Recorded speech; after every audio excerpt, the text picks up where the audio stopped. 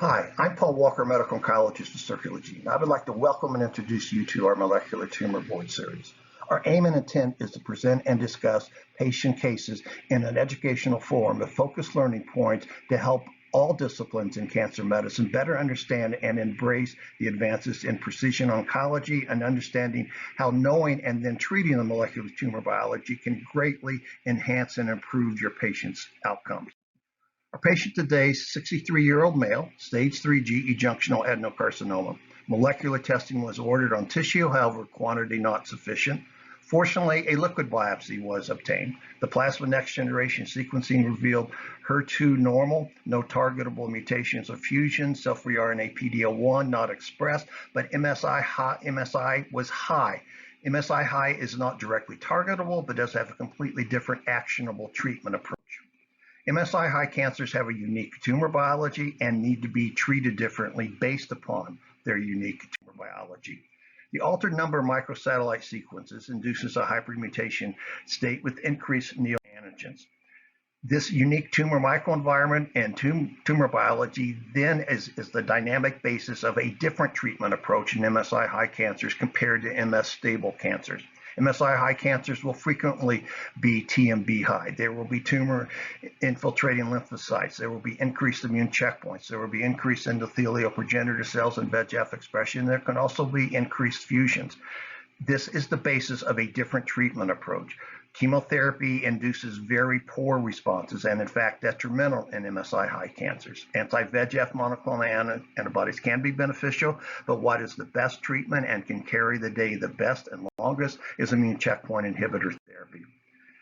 Also, MSI high can be very frequent in early stage cancer, not just late stage cancers. Therefore, every treatment basis in the advanced setting needs to be considered with MSI high cancers in the earlier stage cancers. And MSI high is tissue site agnostic. It can be in any cancer. And the only way you will know it is if you test for it.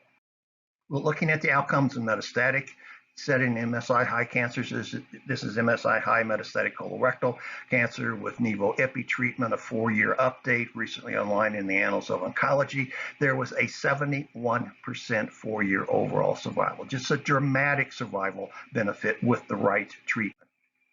Even in MSI high GE junctional tumors, immune checkpoint inhibitor therapy is dramatically better than chemotherapy. And unlike other cancers in the MSI high setting, chemotherapy does not add to the immune checkpoint inhibitor benefit. In fact, early on, there can be an increased mortality because of the addition of chemotherapy.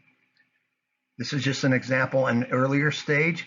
In the MAGIC trial, looking at the MSI high subset of patients, those patients with surgery did much, much better than adding any pre or post-operative chemotherapy, to the point that chemotherapy was detrimental for those patients' outcomes. Looking at earlier stage MSI high cancers in the neoadjuvant setting, in rectal cancer, if chemotherapy alone is used in the neoadjuvant setting, there was a 29% progression on chemotherapy.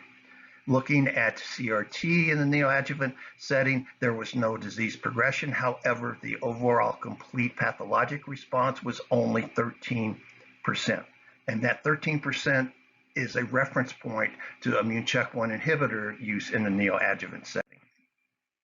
Looking at neoadjuvant immune checkpoint inhibitors in treating GI cancers. In resectable colorectal cancer, 19 of 20 had a major pathologic response, which was defined as greater than 90% tumor kill and 60% a complete pathologic response. In an Asian study in upper GI cancers, 5 of 6, 83% had a pathologic CR. In an MD Anderson study with advanced colorectal cancer, MSI high, 13 of the 14 patients who underwent a surgical resection of a disease site had a pathologic complete response.